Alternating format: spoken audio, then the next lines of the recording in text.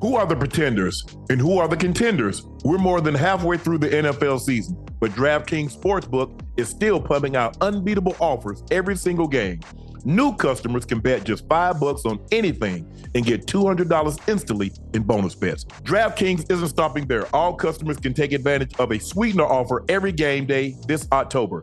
Get in on all the football action with DraftKings Sportsbook, an official sports betting partner of the NFL. Download the app now and use code Shannon. New customers can bet just $5 on anything and get $200 instantly in bonus bets. Only DraftKings Sportsbook with code Shannon. The crown is yours.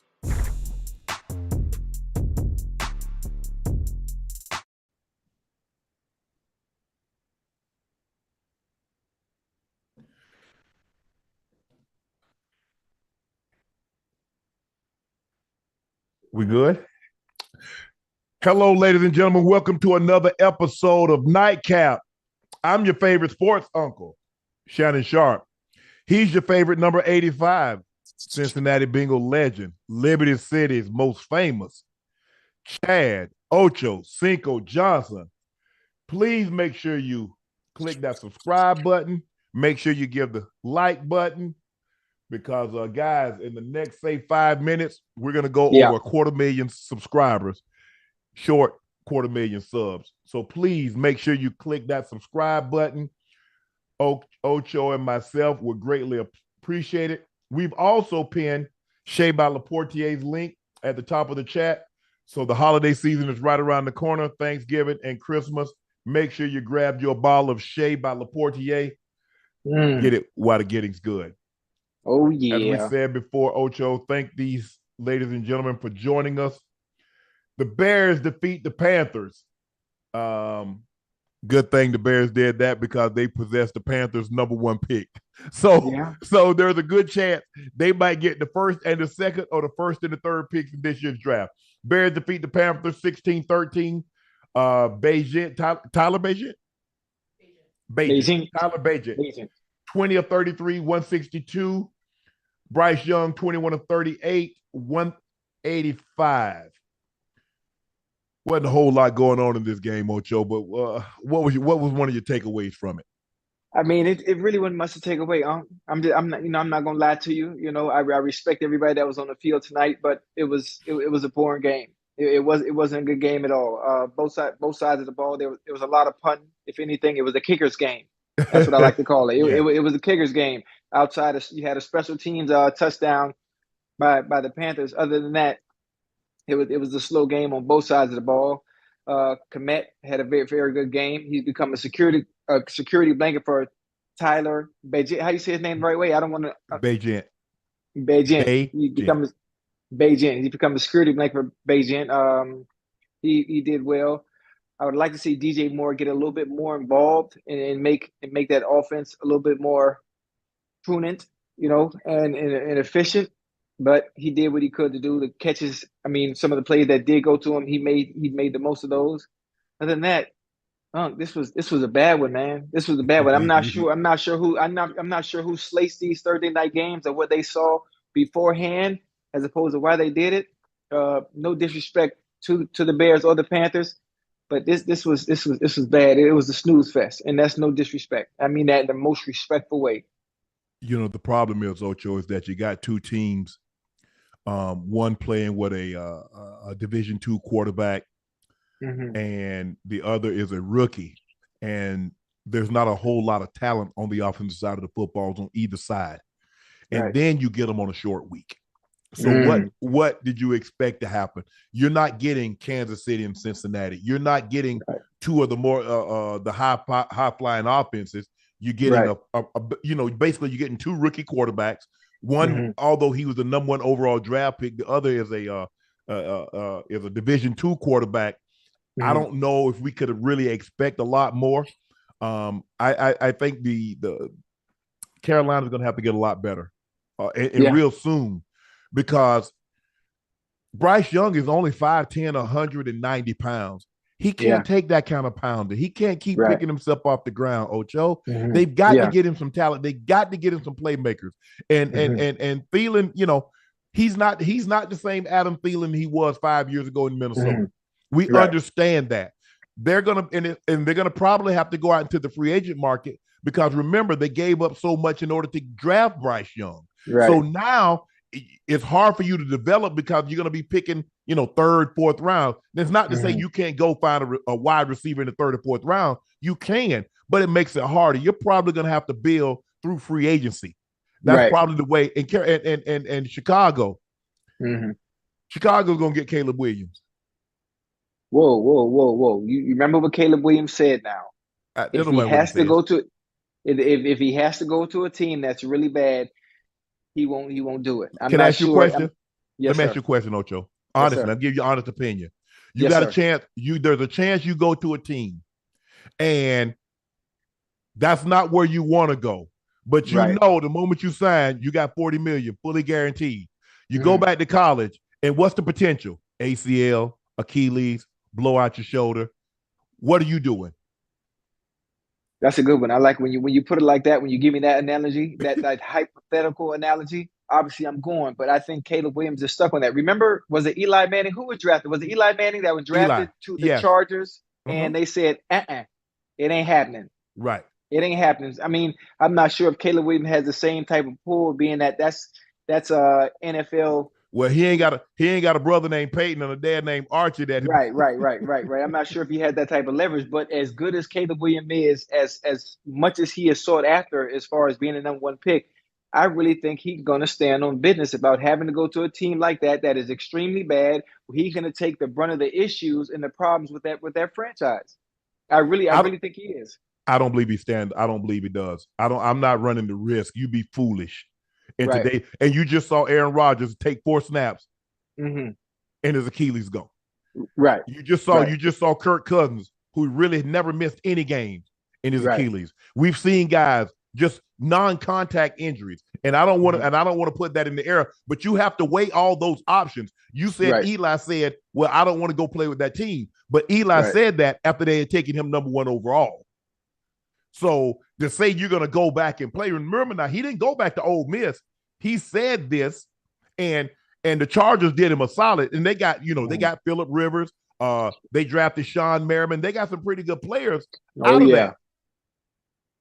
So, for me, I'm not so sure. I'm not so sure. I don't believe he stands on business. I know it sounds good, and it sounds like, oh man, he's going to do it. You saw John Elway do it, and you saw Eli Manning do it.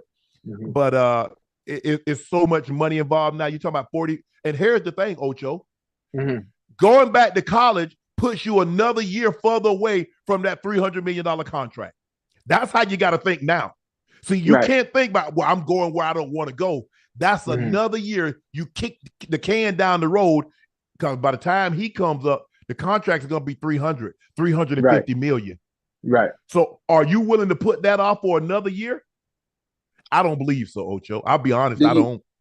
Do you think the Bears are going to have the first pick? And are you ready to move on? Are they ready to move on from Justin Fields? Here's the thing, though. See, they got their first round pick and they got Carolina's. No, they're going to get the first round pick from Carolina. That's what they're going to do. They got Carolina's pick. Because remember, the Bears had the number 1 pick. They traded that. So guess what you can do? I'm going to take Caleb Williams. I can trade Justin Fields. I can get another first and a third, or a first and a fourth. So now guess what, Ocho? I can have me 3. I can. So I have a question. Do you know what order they're picking? Because if you go Caleb Williams first, is it possible to get Marvin Harrison Jr. or that's not even possible? It's possible. How good are the Bears going to be? How many games are going to be? Am I willing? I don't know if I'm willing to package the second pick in the draft and maybe the 2 top 10 picks. I mean, maybe if he has that high of a grade, sure. If you think he's that good, if you think he can be, because think about where Justin Jefferson went. Right. He went like 18, 19.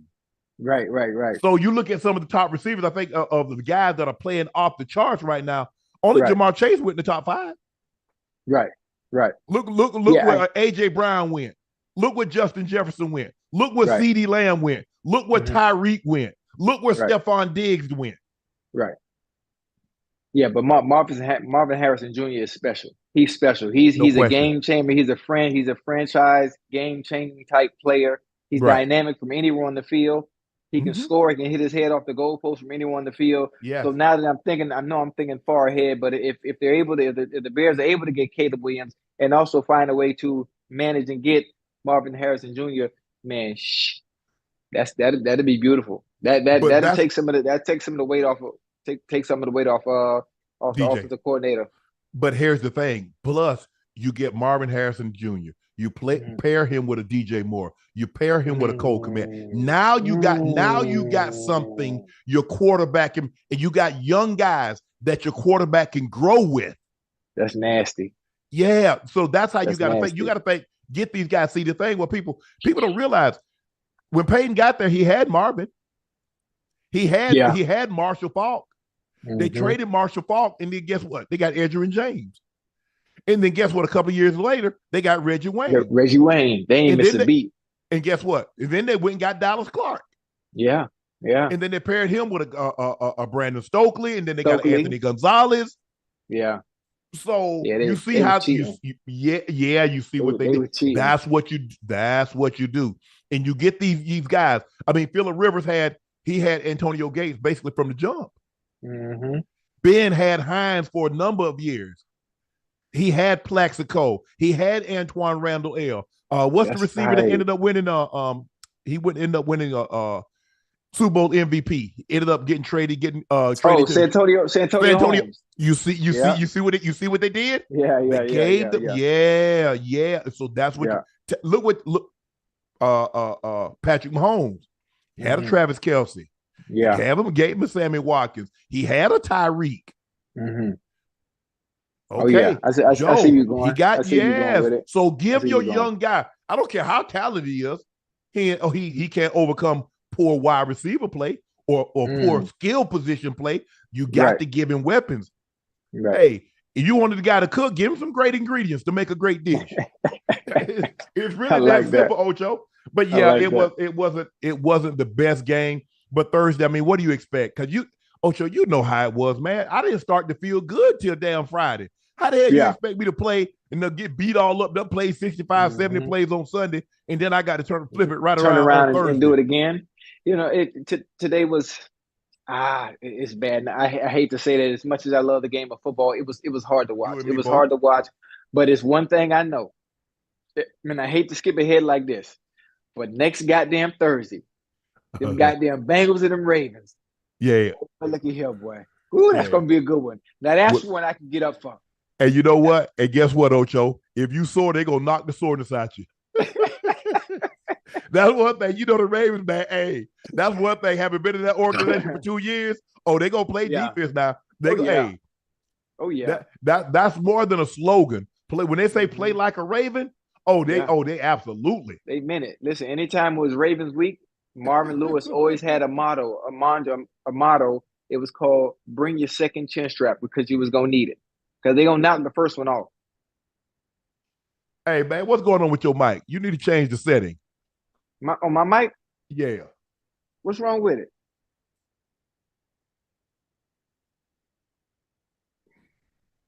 Hold on. Oh, I see. There it is. Yeah, there you go. I appreciate that. Can you hear me now? Yeah, I thought you was out of space. My bad. Thought we was on the moon. Talking on walkie-talkies. My bad. Technical difficulties. I'm back. I'm live. Earlier today, check this out, Ocho. I know you saw this. Earlier today, the Westminster Dog Show tweeted. Yeah. They have no records of Chad being a judge in 1993. They did not. No, they didn't say that. Don't do that. Okay, so what did they say? They said we checked the records from 1993, and there's no indication. I was there. They didn't say that. I was there. I had the photos. I can get the photos right now. I wish you would. What group? I told you what group. It was the toy group. It was the toy group. I judged the toy group. What group? What group did you judge? The toy group. Oh, okay. And I can tell you who won. Who? 1993. It was a Bajan Frizz. A Bajan Frizz named Stanley. No, actually, the Bichon Frise, JR. His name was JR, and he was handled by Scott Summer. I don't think he won until 2003, 2004. That was the first year the Bichon won. Not 93. It was 93. How you gonna tell me? Because tell me?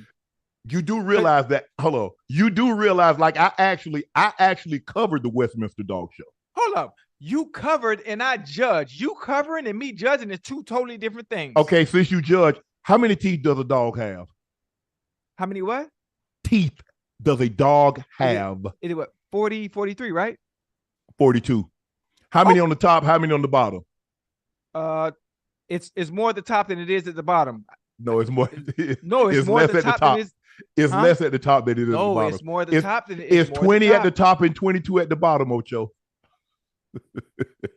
Wait, you laughing? I ain't. I wouldn't lie to you, Ocho. Ocho, you know I wouldn't lie to you. I think you lying to me though. I wouldn't lie to you. But I know. Come on, give me some more. Because questions. I know. No, when I covered it, man. obviously you know you had to know what you're talking about, and they asked me what breed would I like to cover. Now I've owned Rottweilers, Akitas, Bull Mastiff, Pomeranians. You had an Akita?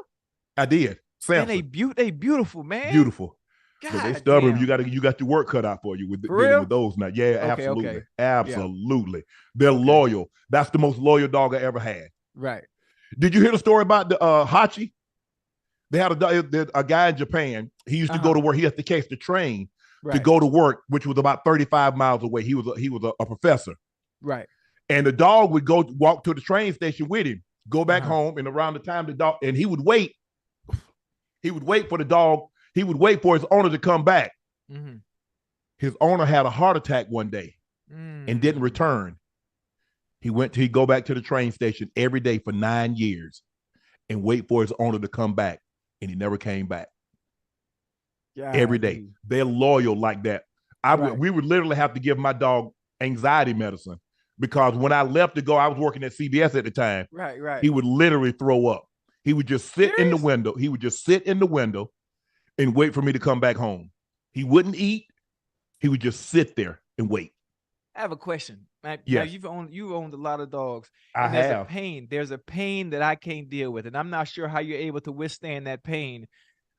When you lose a dog, when a dog passes away, how do you deal with that pain? It took for me once I got to high school. Yeah. Once I got to high school and I lost my bulldog. I couldn't do it no more. I couldn't stay in that pain no more. There's no pain like losing an animal, man, that you've had for 9-10 years. Yeah. How do you continue to do it and put yourself through that? Because the love that I have for them and the love that they give me, Ocho. Mm-hmm. And I told you this when I lost Titus, Titan. I had a bull mastiff. I had two, lost both of them, named Titan. And the thing was, what hurt me so bad is that he was only 30 months old. And when I was explaining to the people as I was posted, I was talking to him on Facebook that I was going to have to put him down. Mm-hmm. I said, some things can only be seen through the eyes that have cried. Unless you've had a pet and lost it, you can possibly, and people say that all the time. And people that ask me, like, man, how you never owned a pet. Now, Samson, I remember Samson was the Akita that I had. And I remember my girlfriend at the time calling me and she said, she said, Shannon, he's not doing well. I don't know if he's going to make it until you get home. That was Saturday. Yeah. I said, he'll make it. I said, he's not going to go until he sees me. Yeah. So when I get home, because I couldn't come home. I couldn't come home that night. I had to come home early the next morning. So I caught the first flight out. I get home. He's laying on the floor on her side of the bed. And I walk into the room. I called him Bo. I didn't call him Samson. I called him I said, Bo. He lifts his head up and he's thumping his tail. That's all he could do. He could just thump his tail. Just thump his tail on the floor. And it was like, okay, I'm good now. I done saw daddy. I'm good.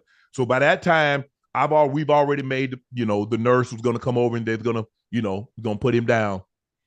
Ocho, I'm talking about it was almost instantly. He was so ready to go. Man, as soon, I'm talking about probably one drop, he was gone. He had to see me. He wasn't going to go until he saw me. And it's the same. All my dogs are the same way. I had a Tonka man. Ocho, He was perfect. I'm talking about he was jumping up on the bed and everything. And Thursday, he had like a little limp. I said, but okay, he's okay. He's getting a little old, but I say he's okay. Friday, he struggled, but he came up the stairs. Right. And so I was like, okay, I'm going to take him to the vet. If he don't get any better than this, Monday, I'm going to take him to the vet. So I'm upstairs on Saturday morning, and I hear him struggling, trying to come upstairs. And I run down the stairs. I got the two little ones at the time, Taz and Tarzan. I got the two little ones, and I go downstairs. I said, nah, don't worry about it, buddy. So I grabbed my keys. I had my phone because I already knew I was going to take him to the vet. I said, you want to go for a ride? He loved to ride. Ocho, he take 2 steps outside and falls. So now I got to pick a 167-pound dog up, and I got so much adrenaline going. I pick him up like he a pillow. I put him in my car, and I'm driving to the vet. Yeah. I got the windows down. He's looking out the window because he loves. He has a seizure. So now I'm driving down Wilshire. He's having a seizure, about to jump out the window.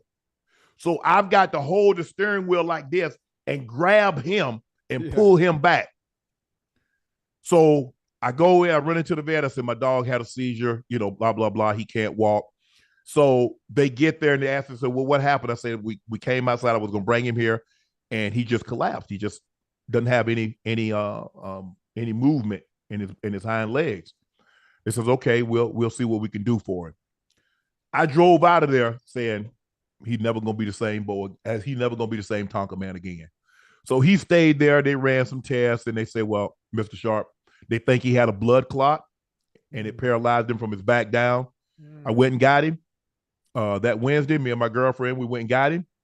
I rode him around. I always would take him every day. I took him around the block. I took him his favorite, took him the scenic route around. Right. She made him his favorite meal. She made him steak and potatoes. Rhea, who's a good friend of mine who used to watch him as a puppy, she came over and saw him. She said, can I come over and see him? I said, yep. CJ, my producer, came over and brought him some treats. Had the guy come over. I said, boy, it's going to be, I said, Tonka man is going to be okay. And I put him down. But Ocho, people say, I've heard people say, I found happiness, or I found myself. Happiness and self isn't something you find. It's something you create. Yeah. I've created a happiness with those dogs that it's indescribable. And like you said, it's pain. Because my sister, I had 2 Rottweilers at first. And my sister, I gave them to my sister because the apartment complex wouldn't let me have 2 dogs. Right. And so I told my sister, she, to take them. Man, and one of them dogs lost. She said, Shannon, I'll watch your dogs, but I don't want another one. Right. She said that pain hurt me like I lost a child. And she actually did lose her son. And she said, Shannon, it hurt like that. Yeah. She said, I don't want another. She said, I'll watch him. I'll come, stay as long as you need me to stay. She said, but Shannon, I can't do this again. Yeah. So I understand what you're saying. But man, Ocho, I've had a dog every year since 92. I can't imagine my life without one. See, I can't deal with that pain. You sitting here telling me stories of your dog. You got me over here crying, and they ain't even my damn dog. I ain't even lose them. That's the type of I can't do it. I can't withstand that pain again. When I lost my dog, that bulldog, when I was in high school, never again. Never again. I don't want nothing. Because they don't never get upset at you. Ocho, you can yell and scream and leave the house. When you come back, they're going to be waiting on you at the front door. Yeah. Man, where you been? Definitely. Man, I've been waiting on you all day to get back home. You just not get back home. Come on, let's go to the backyard. Or what you eating? Give me some of what you eating. There's nothing like a love that an animal. Yeah. I mean, I've never owned a cat, but cat people say the cat gives them the same type of love and satisfaction that a dog does. Yeah. So I don't know. You know what, Ocho? This is something I wanted to get, and I know you probably heard of it by now. I wanted to respond to some of the criticism, and I normally don't respond to the criticism because I don't care anyway. And there have been a lot of people taking shots at me personally, but we know why. They see Unc and Ocho. They see the success that we're having. They see Club Shay Shay, the success that I'm having doing that. Right. They see the success that I'm having on ESPN. So sometimes the only success someone can have is that they take a bite out of you. That's their success, is by biting you. And I'm cool with that. But I was asked, and I think the question is that LeBron said he would be still the same player. Absolutely. Had he never played in Miami. Absolutely. And two things can be true. I believe LeBron James would have still been the all-time leading scorer. I still believe LeBron James would have scored 30,000 points, had 10,000 rebounds, 10,000 assists. I still believe he would have been a first-team All-NBA player. I still believe he would have been a multi-time All-Star player. But the pushback that I'm going to give, I do not believe he's the LeBron James that we know without that stint in Miami. Because without that, because prior to him going there, he had 0 championships, but 2 MVPs. He goes to Miami. He gets 2 titles and 2 more MVPs. So now he's 4-2. There's only a handful of people. Now you got to go. There's only 3 people before LeBron did it. Wilt got 4. Jordan has 5. Russell has 5. And I think Kareem has 6. So there's 4 people. Right. So now LeBron is in exclusive company. So now people got like, hold on, wait a minute. And he had him at the age of 28. So now he goes back to Cleveland. He gets another title, 4-3. He goes to LA. He gets another title. Now he's 4-4. So now he's an elite company. He's one of 2 men to win multiple MVPs, 2 locations. Right. Kareem, 3-3. 3 in Milwaukee, 3 in LA. He's one of 2 men to win multiple MVPs, finals MVPs at different locations. Kawhi, San Antonio, Toronto, Kareem, Milwaukee, LA, LeBron James. So could you still be the same player? Yes, but not the player we know. Because without that, you see, here's the thing, Ocho, you can't say, and everybody keeps saying, he could go anywhere and win those titles. Yeah. Kevin Durant, Kevin Durant went to Golden State, stayed 3 years, won 2 titles, finals MVP both years, got hurt the 3rd year, even though they advanced, they lost. He went to Brooklyn for 4 years. How many more championships he won? Whoa, can I ask you a question? Let me stop you right there. We talk about LeBron James. Okay. We talk about the greatest play. We talk about the greatest player on the planet that will change the dynamic of any team he's on. But so in his 20s, in his late 20s, yes, 28, he can win anywhere. He can win to any team. Why did he go to Miami then? Why did he go to Miami then? D-Wade told him to come on home. No. But you said he could have gone anywhere. I mean, he could have gone anywhere. He felt that was the best chance for him to win. Am I correct? Well, obviously, he wanted to pair himself. He wanted to pair himself with Bosh and Wade. I mean, because Ocho, there's a difference. Say, remember, he won with Cleveland, right? Yes. Who did he have on the team with him? But here's the thing: what knowledge did he take back that he had acquired from Miami back to Cleveland? How to win. Oh, so where did he learn that? In Miami. Okay, then. So without that stint in Miami, is he the same? Do we view him the same? Without those 4 MVP, without those 2 other MVPs, because here's the thing, Ocho, this is what we got to look. If he doesn't get those 2 MVPs, regular season, and those 2 final MVPs, how do you put him in front of Kareem? Kareem has 6 regular season MVPs, 2 finals MVPs, 5 titles. How do you put him in front of Jordan, who's 6-6? How do you put him in front of Tim Duncan, who has 5 titles, 3 finals MVPs, 2 regular season MVPs? How do you put him in front of Magic? Magic has 3 regular season MVPs, 5 finals, 3 finals MVPs. How do you put him in there if he doesn't have that Miami stint on his resume? You're underestimating how great LeBron is. I think if he didn't go to Miami, if he chose to go somewhere else, regardless of where it would have been, I think the outcome would have been the same. No, that's not what he said. Even he said it. If you read LeBron James' tweet, this is what LeBron said. You damn right I will still be. I'm chosen. Ain't nothing changing. Maybe less rings, but dominant from start to finish. Even he said it. He said maybe less rings, but common sense and the eye test will tell you wherever LeBron goes, that team, come hella high water, is probably going to be in the finals or in contention to be in it. No. Ain't no contention. You got to win it. That with him. Hold on. It can't be contention because he went to the finals 4 years in Cleveland. He won one. Yeah. He's only won one title in LA. He's been here 5 years. So we can't automatically assume, because that's hypothetical. Let's deal with what we know, Ocho. We've got to deal with what we know. And that's what I'm saying. Because now, without those 2 extra MVPs regular season, without those 2 extra finals MVPs, guess who else you bring into the equation? One Stephen Curry. Yeah. Because Steph has 4 chips. Steph has 2 MVPs and a final MVP. So now let's just say, for the sake of argument, LeBron has 2 regular season MVPs, 2 finals MVPs. Yeah. Are we looking at LeBron the same way?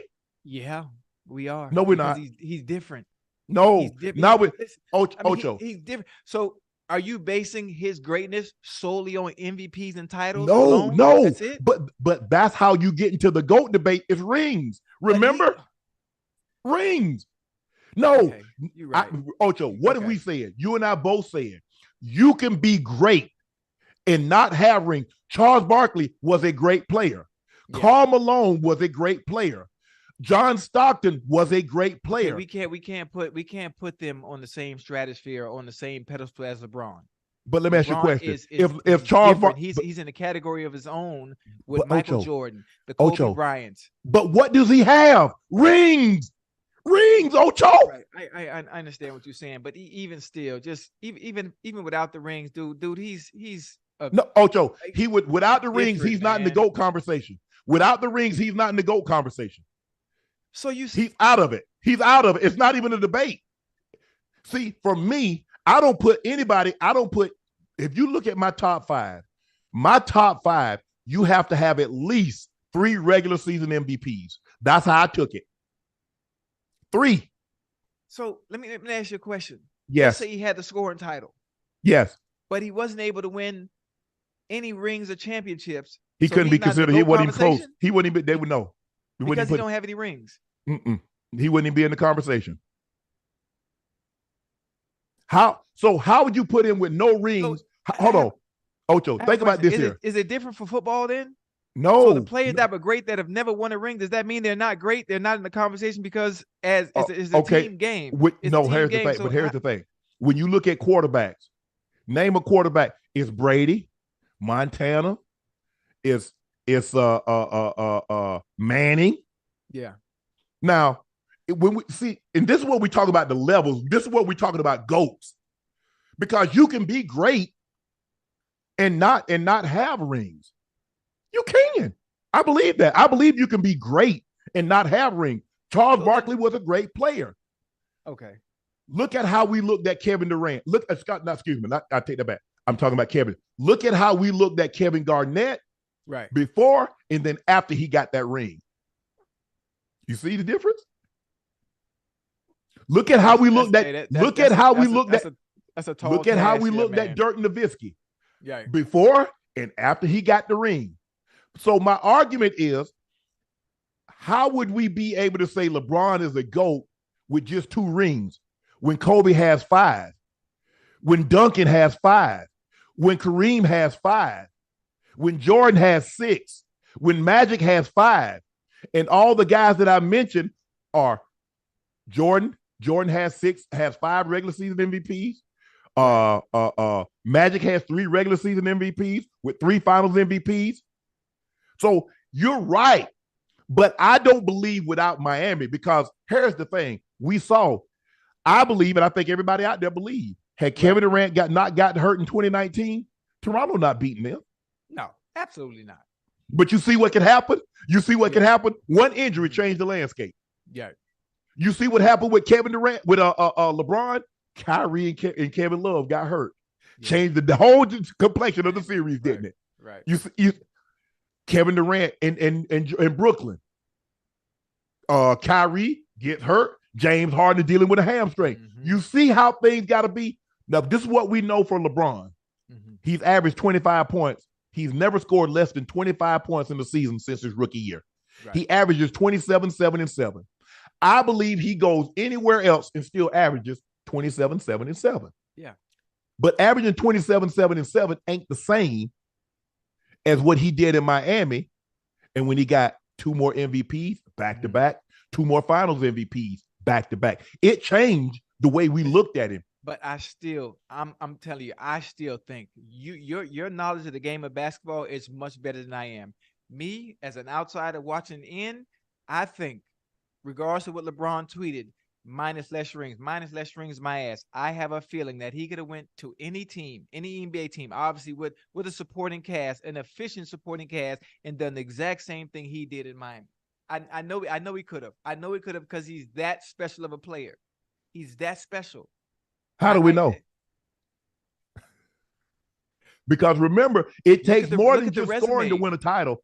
A lot of think about it. The resume speaks for itself. Ocho, think about how close they came to losing a title. There was a Ray Allen backpedal behind the three. The greatest shot in NBA history. Clutch. Just to survive. Right. So for us to sit here and say, well, he could have gone anywhere else and won anything. It's really not that simple, Ocho. Not for a championship. Is it that simple for him to go somewhere and average 27, 7, and 7? Or to average 30 like he did for the Lakers 2 years ago and like he averaged 29 last year? Sure. He's LeBron. He the GOAT. Right. And I said, what made me put him there is that when I factored in the regular season MVPs, I factored in the finals MVPs at 3 different stops. Now, Ocho, 30,000 points, 10,000 rebounds, 10,000 assists. You factor in all the first team All-NBAs. You factor in all the All-Star appearances. You start factoring all of that. This is just not a longevity because there are a lot of guys that played 20, not a lot of guys. I think there are 9 guys that played a total of 20 years or more, but they averaging 4 points. He ain't going to average 4. He's going to end up averaging what I don't know if he averaged 27, but he'll probably be around 24, 25 points a game. And you're 21. Yeah. So that's it's not, why, and that's people why look. I believe though. I think the thing is, Ocho, I think what caught people so far off guard is that this is a totally different audience, ESPN, than when I was at Undisputed. Right. And if you watch me on Undisputed, you know that I've criticized some of the things LeBron has done, be it a play, some of the things that he's said. I think that people had this perception that all I do is cape for LeBron. Right. And that's not true. I don't believe any player, I don't believe any person is beyond reproach. I don't believe any player or any person is beyond criticism. Right. Because you have, being who you are, criticism comes along with it. Right. If you don't want the criticism, you should not take the praise. Yeah. LeBron is great. He's still, in my estimation, the GOAT. But I believe it took that Miami stint to put him on the path. Now, going back to Cleveland, going to 4 more, winning an MVP, going to the Lakers, winning another finals MVP. And he's been dominant. He's been great. So they made it seem like I say LeBron was a bum. Man, if he ain't go to and it doesn't have to be mutually exclusive, Ocho. Right. Miami benefited. LeBron benefited. A lot of times we just want to say, nah, you benefited.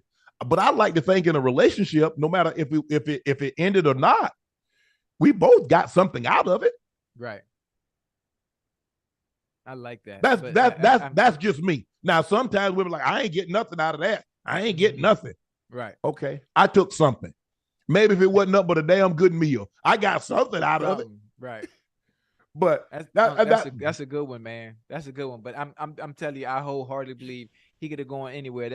He came to the Heat. What, 2012? 2011. 2010, because they ended up losing. Because think about it, Ocho. Think about it now.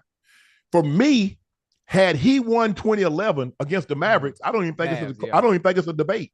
Right. I don't think it's a debate. A lot of people can't put LeBron in front of Jordan for the simple fact of 2011. They said, I just can't do it because I saw guys that Jordan would have scored 60 on. They're not putting J.J. Barea on Michael Jordan. They're not putting Deshaun Stevenson on Michael Jordan. And so a lot of people can't get over that hurdle there. Right. But I believe it took all of that to get him to what we see now. The finished product that we see now happened because of 2011. Yeah, but the finished product would have been the same regardless of where he was at because of who he is.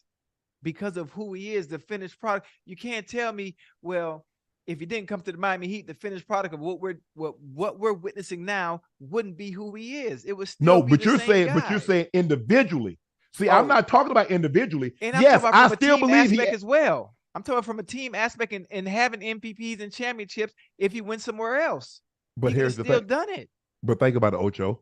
He's averaged probably, look at that. He averaged 30, 29 last year. Right. 28, 29 last year, 30 the year before. They ain't win no titles. I have a question. Question. This is something I don't have in front of me. He went to the Heat in 2011, right? Yes. Uh-huh. I wish I had the rosters of the other teams to choose from that he could have gone to, and I guarantee you could put at least 5 or 6 other teams he could have gone to, and they would have been in the finals with an opportunity to win a championship. And he had an opportunity to get those MVP finals. I guarantee you. I don't have the information in front of me right now. Off the top of my head, I think I can remember. I know Miami was one. He ended up going to Miami. I think the Knicks, but talking to Rich Paul, Knicks were never really in play. And I think Chicago. Oh, yes. Yes. And I'm not sure the rosters, but yes. Well, you had at the time D Rose. You had Joakim Noah.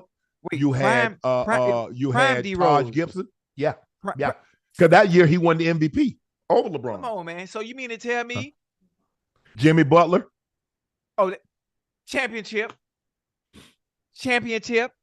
MVP, and a ring with the Bulls that year. Yes. Come on, man. But there's no but about it. That's an MVP, championship. Trust me. And it's not even a hypothetical. I put my life savings on that. If it was to happen, I wish we could rewind time. We can't though. See, we can't. Prime D Rose, Jimmy Butler, Joakim Noah, and LeBron. And you mean to tell me they're not winning no chip? We never know. Have we seen? No. We've seen Ocho. We've seen things happen. Right. Just because you have the most talent, you've seen teams. Look at the Patriots. Patriots had the most talent. You remember in 2007? And the little old Giants barely made the playoffs. Right. Got them. I mean, who would have thought the Dallas Mavericks would have beaten the Miami Heat? Who would have thought the Detroit Pistons would have taken down Shaq and Kobe? Oh, yeah. Think about that now. Hey, them boys, that was Ben Wallace and them boys, huh? Ben, Rasheed, Rip, Chance, Tayshaun. They were playing some defense, boy. See, and see, Ocho, that's what I say. You don't know. Right. Let's deal. The only thing I can say for certain, looking at LeBron James' career, is that pencil him in for 27, 7, and 7. Write it in the book. And I'm writing it in non-erasable ink. You can't erase it.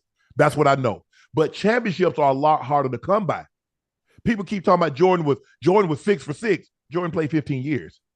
So the other 9 years he didn't get there. Right. You're right. Well, I have a question. Since we're on the topic of basketball, on something that I need to gain a little bit more knowledge about. Okay. What do the Lakers need? Outside of Anthony Davis staying healthy, they need one more star. Mm-hmm. They got to hit some. I mean, it's the first time I think in NBA history through the first 8 games, they've made less field goals from the 3 and shot a worse percentage. In NBA history, they instituted. It's still early though. It's still early. They instituted the 3-point line in 1979. That was a year after you was born. That's when the 3-point line. Chris Ford made the very first 3-point shot. So think about that. Go back all the way back. They've been outscored by 74 points in the first quarter, which is the most in NBA history through this amount of games. Wait, outscored by how much? 74. Hey, man, we got to go to a Laker game, man. How much courtside seats? Woo! Ocho, before I get into that, we just hit $250,000. What? Thank you. Who we got to get the guy that whoever the person was that was our 250,000 subscriber. He got to get a special something. So we're gonna find out who our 250. We got a quarter of a million. 250,000. Yeah. Now the goal is to try to get us a $500,000. We got to get a $500,000 by the end of the year. You know what we should do? Whoever the 250,000 person is, we should get him 250,000. 250,000 what? Pennies? No, $250,000. We go half and half. No, we're not gonna go half and half. I think that's what we should do. And every time when we hit 500,000, we should go half and half. Give whoever the 500 subscribers. That's something you and the volume can work out. Nah, I'm talking about this between me and you. This me and you, Unc. We doing this. I ain't got it like that. I ain't got it like that. You flying private? You got your little go-yard bag? You got your little dog, your little $10,000 I better go half on a little mini me with somebody, but that's all I go half on right there, Ocho. A mini me? Who yeah. I know, I ain't nobody pregnant. I'm saying that's the only thing I'll be able to go half on. Oh, I see what you're saying. That's the only thing I'll go half on. Okay. Nah, but I'm just saying that would be dope. Hey, look, that's never been done before, man. Think about it. Let's sleep on that, man. Think about it. Every time we hit a certain milestone, you tell me to sleep on that, I might not wake up, Ocho. We gotta make it fun and exciting for the people, man. Can you imagine? Yeah, the 500,000 subscribers, they get 500 grand. You give them 250, I give them 250. I ain't got it like that, Ocho. You do. Thank you for clicking, subscribing to Nightcap. Please. Our goal now is to get to a $500,000 by the end of the year. That's our goal. And we like every milestone. Every time we hit a $250,000, we're gonna find out who the $250,000 subscriber is. And so throughout, and it's just not gonna be at milestones 300, 350, 400. Right. But periodically, some random subscriber is gonna get we're gonna send something in your direction to show of our appreciation. It's gonna be money. It might be money. It might be a signed helmet. It might be a signed jersey. It might be tickets to a game. No, in this economy, people need money. We're gonna send you some money. Ocho, I want you to stop talking. We're sorry. What happened to the? They done sold out. Oh man, what happened? Laporte sold out. Ocho already. But that thing good. I'm telling you, man. Wait, I'm telling you. What's that? Cognac? That's my cognac. Yeah. See, I don't drink, man. I don't drink. But I'm gonna get you. I tell you what, real. I mean, you got homeboy. Let them taste it. Damn, get over whatever your top cognac is. What ours is? It's a VSOP. VSOP means very special old pale. And test it for yourself. I mean, don't take my word for it, because if you're, man, it's your product, of course you're gonna say it. You're my homeboy. Oh, if that's your homeboy, right? Taste it for yourself. I'm gonna get. But we're gonna get it back. We're gonna get it back in stock. We're gonna be back up. We're gonna be back up and running. Give us a tomorrow's what? Friday. Tomorrow's Friday. I'm gonna get on. We're gonna be back up and running again. So hold your horses. Thank you, everybody that clicked that link. Click the link and purchased a bottle of Laportier. Thank you so much. We're gonna move along, Ocho. Thank you for clicking and subscribing to Unc and Ocho Nightcap. 250,000 followers. Thank you very much. Ryan Tannehill wouldn't help Malik Willis, but had no problem helping Will Levis. This is what he said. He said, Tannehill on Will, but it's a situation that I'm in. I have to walk through it. Will has done some good things, obviously. He came in, played well, and I'm going to be here and answer any questions he might have and help him out along the way. This is what Tannehill said when the Titans drafted Malik Willis. Mm-hmm. I don't think it's my job to mentor him. I'm just trying to figure what happened in the year. Right. You didn't want to mentor Malik Willis, but you got no problem answering any questions that Will Levis may or may not have. Well, I think obviously when you draft a quarterback, you know he's coming after your job. I think Brett Favre said the same thing about Aaron Rodgers, if I'm not mistaken, something similar to that. You know, It wasn't his job to mentor him. And that's a hurtful thing, knowing that a quarterback is coming in to take your job. And I think now at this point, you believe in your ability? Huh? Oh yeah, me? Oh yeah. I believe him. I ain't worried about it. But I ain't worried about it. But you know why they take the quarterback? Because you have to ask. Here's the thing. They're trying to get him out of there. They're trying to get him out of there. You know that. Ask yourself. If you notice, they weren't drafted. What's the likelihood you think they draft another receiver in the first round as long as Chase there? Ain't happening. That ain't happening. So happening. Ryan Tannehill should be mad. For me, this is the way I approached it, Ocho. I was so secure in my job. I'm going to tell you. See, I taught the guys, and every guy that backed up me went to the Pro Bowl. Todd Heat, when I was in Baltimore, I left. He went to the Pro Bowl. Dwayne Carswell and Byron Chamberlain, when I left, Carswell went to the Pro Bowl for the Broncos. Chamberlain went to the Pro Bowl for the Vikings. Mm-hmm. But we had that relationship. I know they couldn't get my job. Right. I was secure. But I needed them, if something happened to me, I needed them to know, damn near, even though they didn't have the physical abilities that I had, I needed them to know. The team couldn't miss a beat. How selfish am I going to be to withhold anything that could help them? Because people help me. I remember being in training camp and having a guy tell me the wrong route. And I said, if I ever got in that situation, I would never do that to a player. Wait, somebody told you the wrong route? Yeah, it's my fault. No, bro, it's cutthroat. We're both low round picks. He's trying to make the team. I'm trying to make the team. Oh, okay. Oh, he on that. He on that. Oh, and I said, Lord, if I'm fortunate enough to ever make it, I'm going to tell. A lot of guys, I see guys coming in the huddle, and I can tell. You can tell when a guy coming in the huddle, he don't know what the hell he got to do. I said, man, you got to come back. So yeah. You hot now. Hey, hot. Make sure you got this route, but if it's cover 2, you got to release outside and run the fade. So Ocho, you know when a guy coming there, he don't know what the hell he's doing. Mm-hmm. So before, and the thing that I like, they were patient with me. Right. Ocho, man, I ain't know nothing. I would tell you a true story, Ocho.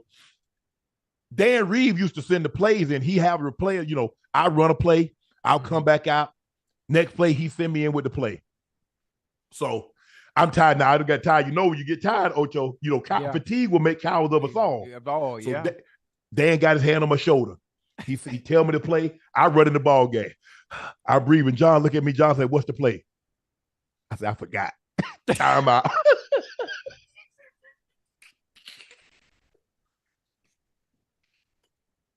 I did, Ocho. I'm sorry. Ocho, I would have gone. How you forgot to play from the sideline to the huddle? Joe, I forgot. I'm running. I'm jogging. Like, yeah. So I get in the huddle. I'm down looking at John. John, look at me. Yeah. He's like, T, what's the play? I was like, oh, shit. I forgot.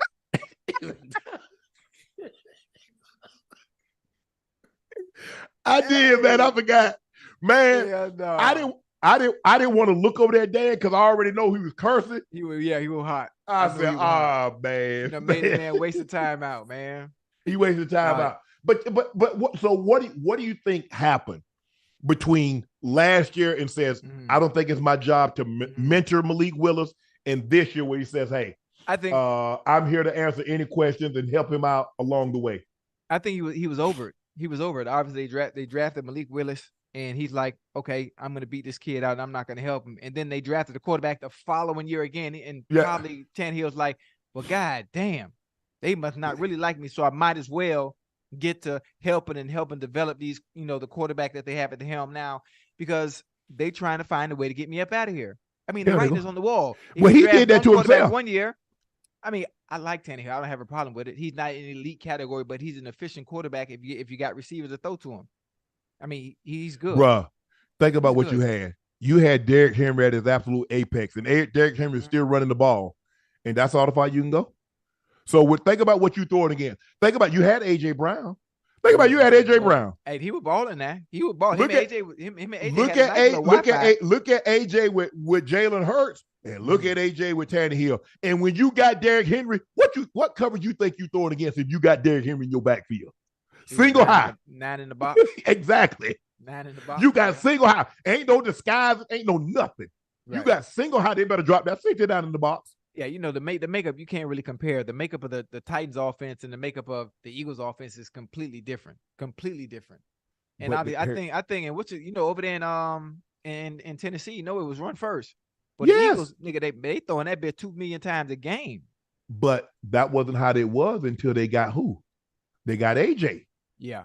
So now you got AJ, you run, because remember they had Devontae. Yeah. So now you put 9 in the box to try to stop this run. and see what we do for it. Because now you got AJ on one side, you double AJ, you got Devontae working single coverage. He's gonna kill you, yeah. And you got Zacharias. And you had Dallas Goedert. He broke his forearm. He's gonna miss about a month. But you see, I never understood guys being that selfish that they don't want to help the player because of. Are you that insecure? Yeah, you dude. Hey, Unc, man, somebody coming in to take your job, man. You took somebody's job. You took somebody's job. How the hell you think you got on the field? I ain't take nobody's job. Yeah, you did. There was receivers there. So the Cincinnati Bengals had no receivers before they drafted Ochocinco. No, see, this is what you don't even know. Let me tell you this is a quick story, funny story. Like, real quick story. I came out of college as a DB. You didn't come out of DB. Okay. Tell the story. I want you to tell the story about the wide receivers. So the Bengals had no wide receivers prior to you coming. Yeah, they had some good ones. Okay, so you took somebody's job. Darnay Scott, Ron Dugans, the greatest collegiate receiver of all time, Peter Ward. They was there. Okay. And I think Darnay was on the back end. So once Darnay left, and I filled in the role at the X. Okay, so you took somebody's job. Well, I mean, he was done playing. I wouldn't say really taking somebody's job. Once receivers hit year 10, that's like kind of like the okay, we go move on. But here's the thing, Ocho. The thing was, if Darnay Scott was still Darnay Scott could still do it, they wouldn't have moved on. Hey, he was nice, boy. He was nice. But remember I remember Darnay Scott? I do. Yeah. But for me, Ocho, I just looked at it like, hey, I took somebody's job. Let me get them ready. Because at the end of the day, I wanted to be a great teammate. I wanted guys that's like, man, I really enjoy playing Sharpe. And I always told the guys every time I left, I said, hopefully you enjoyed me as much as I enjoyed you. Right. But everybody different though, huh? Everybody different. Listen, the NFL is a business, man. The NFL is a business. And every time somebody come in that locker room, every time somebody get drafted, they are coming to take your job. You're not there to make no goddamn friends. You can't get it. You got mouths to feed. You got a family to feed. You got bills to pay. He can't get it. Everybody can't get it. Everybody don't have your mentality. I did the best job I could. I tried to help Todd Heat read coverages, have him understand when guys playing this leverage, just what he's trying to do. You don't let him blah, blah, blah, X, Y, Z. But Ozzie knew in order for them to maximize Todd, I had to go. And I was cool with that. When he called me, he said, hey, boy, what you want to do? I said, you tell me what you think I should do. He said, bro, you went to the Pro Bowl. He said, you led all tight ends and catches. Hell yeah, you can still play. But we did take Todd in the first round. I said, do what you got to do. With no hard feelings. I said, bro, thank you for the opportunity to show that I just wasn't a Mike Shanahan, John Elway guy. I said, thank you for the opportunity. Right. I went back to Denver. I was cool with that. That business cutthroat, ain't it? Yeah. Ocho. What Baltimore did was made sure that I never had to work another day in my life. I'm gonna be mad about that. Yeah. I got three small kids. Now I can take the money, my signing bonus. Okay, y'all got the college. Y'all colleges, wherever college you want to go to. You good. Harvard, Yale, Dartmouth, Georgia Tech, straight. Right. Everything. Right. Hey, Shannon ain't got enough. The moment, Shannon could kick his heels up if I want to work. And that's what I tell people. Yeah. I work because I want to, not because I have to. There's a difference between the two. There's levels to this ish. Right. Talk your shit, huh? Talk your shit. So that's how I was. I wasn't gonna never be mad at Ozzie. They gave me an opportunity. Right. And people looked at me totally different. They're like, oh, okay, he can still play. Went back to Denver, had 2 great years. CBS gave me an opportunity. But that's just the way I am, Ocho. If somebody need help, hey, guys, come on. Hey, man, I want to do that. I get guys all the time. Man, I want to start a podcast. I said, well, this is what you need to do. X, Y, Z, blah, blah, blah. Or when I was at Undisputed, the guys would come on and say, man, I kind of want to get into this. I said, well, you need to start doing it now. I said, the mistake that a lot of people made, Ocho, they wait till the last year. No, do that early. If one of these networks wants you to come on your bye week, hey, I'm there. You got to get on there. Hey, if they want you to do, they call you and say, hey, we want to talk to you about this. Right. Hop on. Yeah. You got to plant the seeds. That's all it is. All you got to do is plant the seeds. Ocho, I know you. Check this out. Walmart self-checkout machines are now asking for tips. For real? Self-checkout. You bag your own ish. And they say, hey, hook your boy up with 10, 20, 30, 40%. I don't like that, huh? Oh, why not? I don't like that. Because who are you tipping? Who is the money going to? Like if I'm not actually handing the money over to someone, nah. Walmart, they got money. They got money. They got money. I'm not tipping the machine. Now, if there's a worker there or somebody helping bag stuff up, yeah, then I'll tip. But I'm not tipping no goddamn machine. When I get takeout, I don't tip nobody that all you did is ring my order up. Now, if you bring delivery, okay, yeah, I'll tip you. Right. But if all you did was like, okay, that's $24.90, that's $24.95, you ain't getting no tip for that. You ain't in the back cooking. You don't tip. No. Well, we got to work on that, man. Well, I tip the server. When you come wait on me, right? And like I said, we was in Savannah. We had a great server. She was like, ask her, you need more Diet Coke? She asked Jordan, you need more water? Hey, right. She had no idea who I was until they told her as we were getting ready to leave. So she had no idea. Would you like some ginger ale, sir? So she was very respectful and everything. So at the end, I gave her, I said, will this take care of the bill? She smiled. She's like, I think this will cover it. How much you tip though? Yeah. I tell you what, I think she seemed extremely happy, right, guys? Yeah. she was very happy. Ocho, speaking of tipping, you posted something today. I told you made me mad. You made me mad. What I do? Because you made me mad. You told me why you always tipping, why you always posting it. You doing it for you. And I told you last week when I was on the show, you know what, just for that, you know what I'm gonna do? I'm gonna go somewhere this weekend and I'm gonna tip $5,000 and I'm gonna write a letter. I'm gonna write a note. I wrote a little note on the bottom just for you. This gonna make Uncle Shannon mad. And guess what? Now you mad. You mad? Animals get mad. Animals get mad. Humans get upset. Are you upset? Nope. And you made fun of me because you was getting on your private jet. Yeah. Making fun of me. Like you saw that, Ocho? I didn't even know you saw that. I ain't know Joy. How did Joy capture that? You tagged me. How I'm not gonna say you tagged me. Talk about you getting on your private jet. You got your go-yard bag. Where was your dog at? Where the dog was at? Oh, you saw that, Ocho? So that's tag. So when I tag somebody, that's like playing T-tag. I touch you, better make sure you get it, huh? Yeah. Okay. I didn't know how it worked. I didn't know how it worked. I'm new to social media. I'm new to it. All I asked you was, can I go on the private jet just one time? See? Why you stunting on me? How I'm stunting on you? You supposed to be elevating me and bringing me up, and you bringing me down. You know how I be able to afford a private jet? All that tip money I save. See, I'm just saying. Hey, do you tip the flight attendant? Yeah. You're supposed to, right? I do. Look here. I ain't got no problem. Nobody gonna tell you O'Shea cheat. Right. They might say a lot of things. About me. Cheap ain't one of them. Right. Okay. I like because if you were a woman in my life and you said Shannon was cheap, you need to ask yourself why. Because the one thing I ain't is cheap. Talk your shit now. Yeah. Talk your shit. I ain't gonna say that. Matter of fact, speaking of women, you know what? I ain't even gonna bring that up. I ain't gonna bring it up. Who? I ain't gonna bring it up. Who? Somebody listen. Who did it?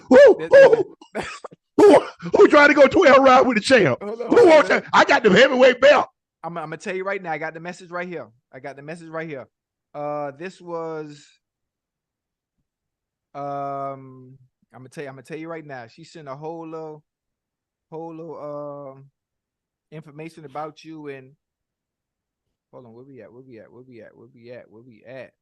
Oh, here we go. Right here. Here you go. She has a PhD. Woo! She is a multi-million-dollar business owner. She loves to travel. She's funny. She's witty. And she asked for me to connect you guys. She has a big crush on you, and she loves you. Now, I can get you the rest of the information. Rarely sleep. So she went to a business conference in Orlando. General contracting conference. Oh, so Rail met her.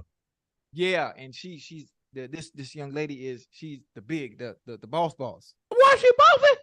Yeah, she the boss. So she was the head of everything, and I like, you sure she want to holler at Unc? She say she love watching Nightcap, and she would love to have an opportunity to meet Unc. Say she'll fly to you, and this was she hit me with. She told Real, I fly to him private. I'm like, oh, she got it like that. Let me ask you a question, Ocho. Yes, sir. Has she been to church in the last year? I don't think so. I think. Oh, that's what I'm looking for. Now you got my attention. Yeah, now I got to sit up. You know what? She ain't been to church. That's what I'm looking for. You know. She might be a sinner. Yo, what? She might be a sinner. Oh man. And listen, if she ain't a sinner, she might choose to backslide every now and then. Okay. Yeah. I might be a little interested in. Hey, wait, you got your phone on you? You got your phone next to you? No. Okay. I ain't gonna... Hey, check this out, Ocho. Yes, sir. How long can you stay cuddled up with your spouse or girlfriend before you need space to go to sleep? How long can I stay cuddled up? I mean, what I like, there are different variations when we talk about cuddled up. Like, am I the big spoon? Am I the little spoon? Is the AC on? Is it hot where we are? Do we have on clothes? If we don't have on clothes, is it before intercourse? Or is it after intercourse? Like, there's so many different variables that determine. How long does it take you to stay cuddled up with your spouse or significant other before you need space to go to sleep? Well, I just told you. Okay.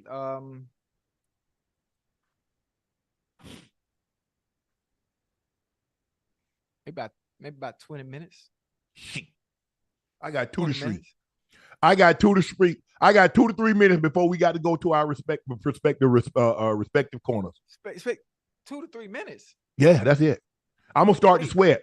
My body, I generate heat. If you got the AC on in the house. It doesn't matter. I got crazy body heat.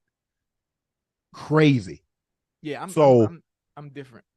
Mm-mm. And I like the huddle. I like the caressing. I like the hold. I like to sleep and put in the chokehold and just be comfortable. Ocho, bring your mic a little closer to you. Bring your mouth. Yeah, there you go. Yeah, my bad.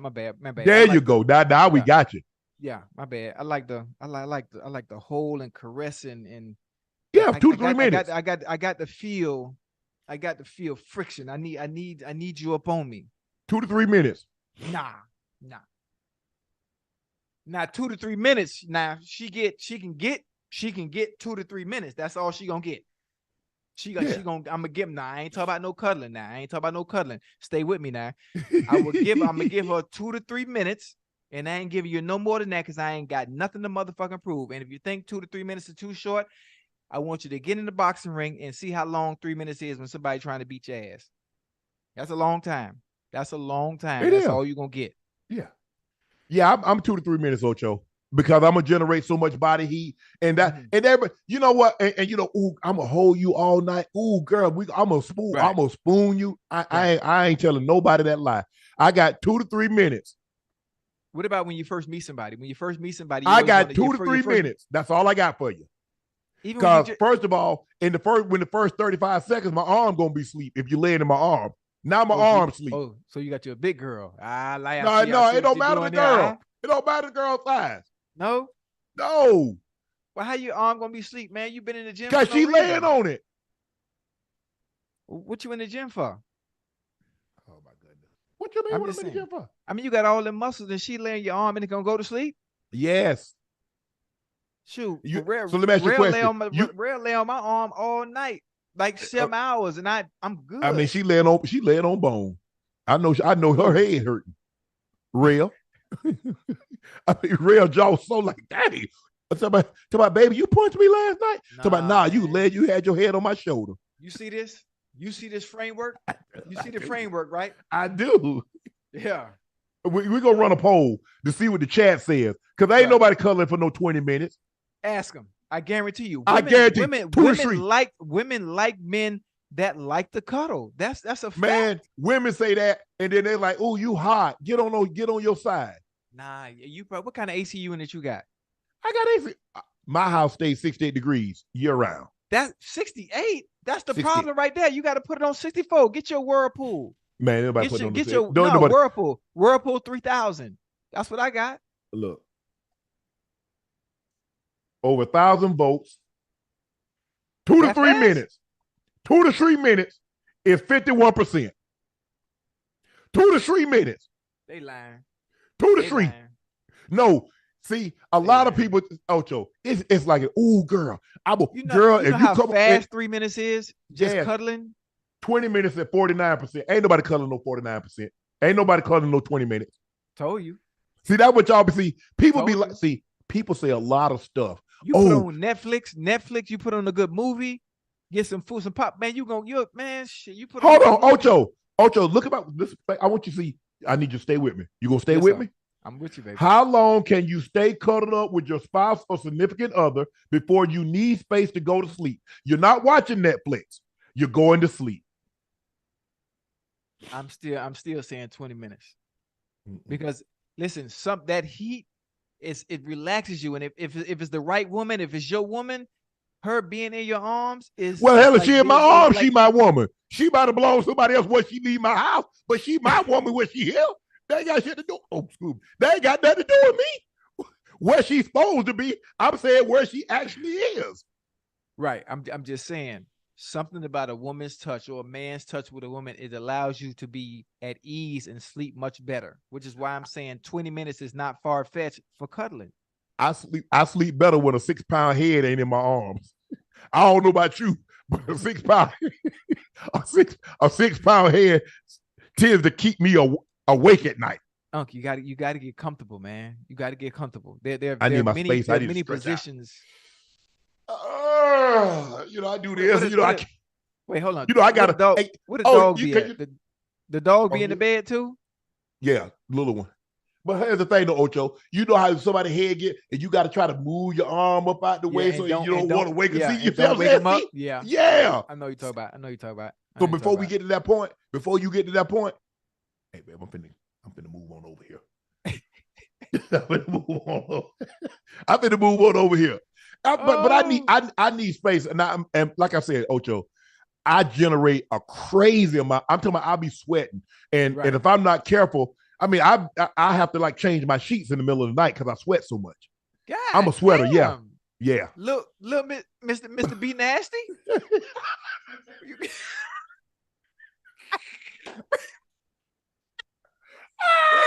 Hey, but y'all might be a match made in heaven. You got to change your sheets. She got to change her sheets, man. I mean, well, we changing our sheets for different reasons. Man, let me start with you. Ocho, let me ask you a question. Obviously, you've gone out on some dates. I mean, hey, before you got real, you probably going out once a month, twice a month. Once a month. I was going out every night. What? Oh Lord, with a chick? Yeah, what? What? Listen. I had a roster, boy. Before Real came along, Real was in line. She was like she was about 32, number 32. 32? Yeah, she worked her way up the line now. She worked up the way, yeah, man. I had okay, so you got some experience with this. What's the worst thing that a woman can do on a date? Oh, can I be honest with you, Unc? I ain't gonna say and play with you. Now you know how I am about my money.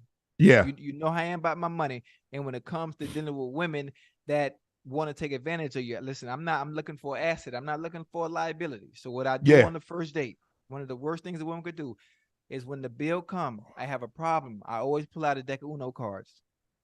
And I watch for the woman's reaction. Mm-hmm. I watch for the woman's reaction to see if there's a problem. Like women, listen, y'all have fought for equality for a very long time. Not only when it's convenient, but when it comes to paying bills, it shouldn't be a problem. So I love to play Uno on dates.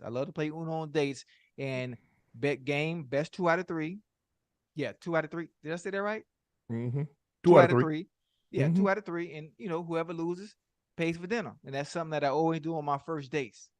And most of the time, it went over well. I'm not sure if it went over well because it was me at the time. Always have a great time. Always have an enjoyable time. I'm a conversationalist. I can talk a lot on various topics, and that's it. I think that's just. I hate someone that always wants. I don't want to say the wrong thing. Let me just stop before I say the wrong thing. No, what irks you about something on a date? I mean, that's you. I mean, irks me, not willing to pay. not willing to pay or not even. It's always. I think it's cool. It's cool for the guy to pay. You know, it's traditional, but seeing a woman willing to fit the bill for the first time, it says a lot. It says a lot. Like it's refreshing, damn near almost, because it's always seen one way. The guy does this, the guy does that, the guy does this, the guy does that, and it's always the guy. But to see a woman say, "Nah, I got it," so that's one of the dopest feelings in the world. Well, I'm old fashioned. I'm gonna grab the first one. I'm probably gonna grab the first 100 of them if we go out that many times. That's just the way I do things. I'm cool with it. It ain't no biggie. I mean, have I had women to pay? Sure. Yeah. I mean, how much can a burger and fries be? Or a chicken sandwich and fries be? I'm very simplistic in my taste buds. Right. But you were obviously ordering lobster on the first day. That ain't, you know. Because hey, Unc, what come with lobsters? Yeah. Man, Ocho, man, there's something wrong with you, Ocho, man. Ocho, man, what's going on? You and T.O. was on IG Live talking about y'all 12-hour session. When did this happen? Man, I was back. What year what that was? That about probably 99. That was in 99. Yeah, first of all, you didn't know T.O. in 99. I didn't. I knew T. I didn't know T since 98. Yeah, we've been cool for a minute. We've been cool for a little minute, man. 12 hours? Yeah, man. I was a young whippersnapper. But y'all were popping them Skittles left and right, huh? Nah, I don't them do diamonds. That. I don't do none of that. I don't do that. I can't do that. And you go 12 hours? Yeah, man. Yeah. You know. I mean, I'm people know. I'm not sure everybody knows. You know, I used. You know, I had an amateur porn career before I played football, so yeah, I'm a little different. I'm a little different in that area. And if you look at my bio on Instagrams, if you look at my bio on Instagram, off for you. Yeah, if you look at my bio on Instagram, it tells you about my experience in that field, in that area. A lot of people don't know, but you know, it is. It's nothing to be proud about, though. Nothing to be proud of. But, you know, sometimes you got to do what you got to do, man, to survive. 12 hours, man. Yeah, man. Yeah, man. Back in the day, that's old. That's old. I'm a new me. I'm saved. You know, I got baptized. But, bro, it's wearing off a little bit, so I got to redo it. Even at 17, I don't think I got that kind of hours in me. You do. I didn't. You trust me, you do. I ain't gonna lie to you, Ocho. I had spade wood. I had 2 of the possible. That's all I had for you. 2 of the possible in a 24-hour span. Nothing but a spade. That's all I got for you, Ocho. I'm sorry. Depending on who's in front of you, trust me, that 2 will turn into a 4 and a possible quick. All right. Trust me. Yes, stay with me now. Stay with me. Got a lick of the promise, Ocho. Hit a lick today and promise I'll do more tomorrow. That's all I got. Good night. I'm out of there, O'Shea. Ain't no sense to be lying to you, Ocho. See, y'all be lying. Ooh, girl. Ooh, not. I say no. Ocho, did you see this? This influencer tattooed a boyfriend's name on a. Oh, it's fake. Okay, it's fake. She but you saw it though, right? Yeah, I saw it. Was it Dale? Some with a D. Dale. Was Kevin? It was Kevin. Yeah. Oh, okay. I saw. I knew that one real. It wouldn't nobody actually go. Would you tattoo? You got real name tattooed on you? Yeah, I got a whole mural of her face on my back. You ain't got no tattoos. Yeah. If you do, I can't see them. You can see it. You calling me black? My bad, Ocho. My bad. Hey, no, I got 43 tattoos. So one more ain't gonna hurt. You ain't got no tattoo. Let me see one on your arm. My whole body covered up. Some Dove soap will get that off.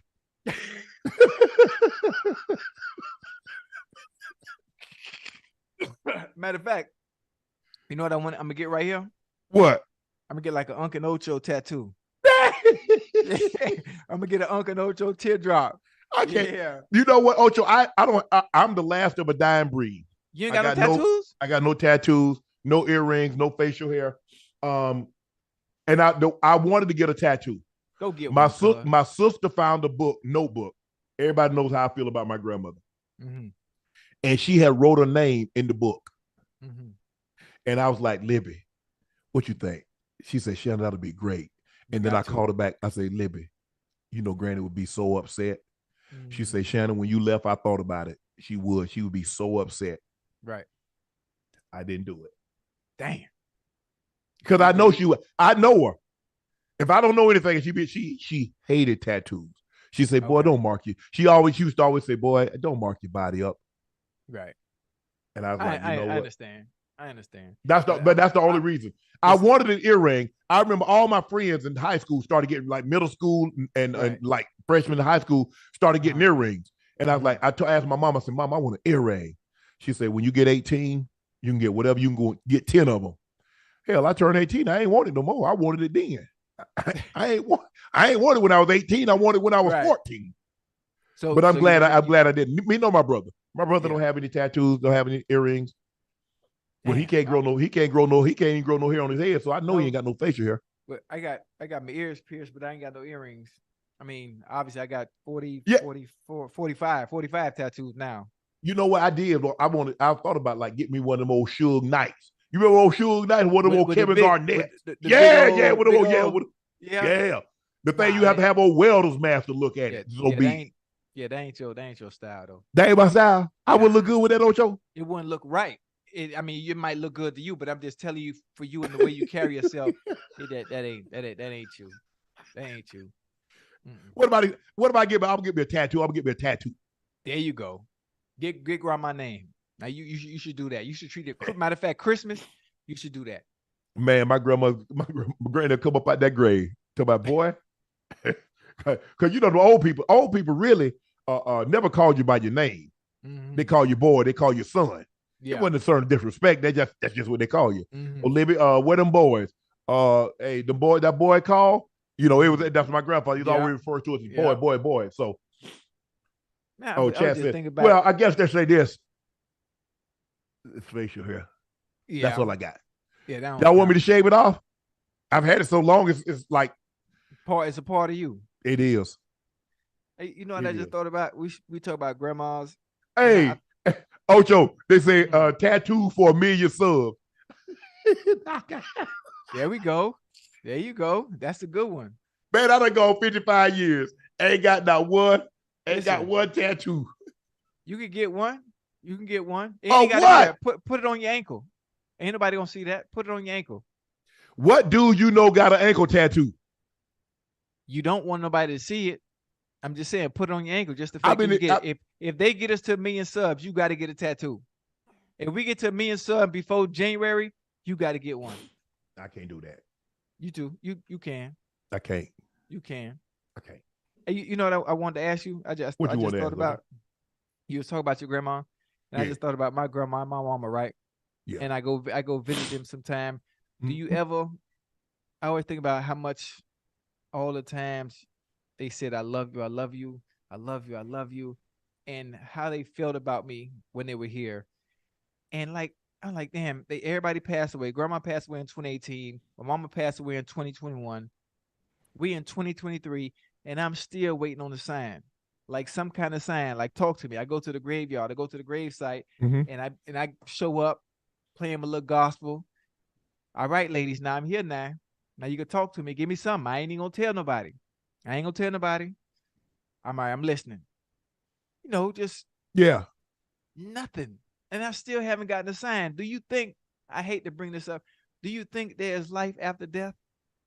Or because I'm trying to understand, how can you love me so much and leave this earth and then not give me any type of inclination? Yeah, nothing. And that's bothered me for a while. Especially mama. I do. Come back and cuss me out or something.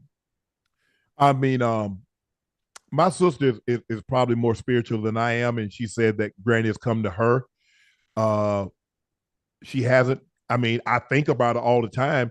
But I honestly, Ocho, in my 44 years, I don't think my grandmother ever told me she loved me.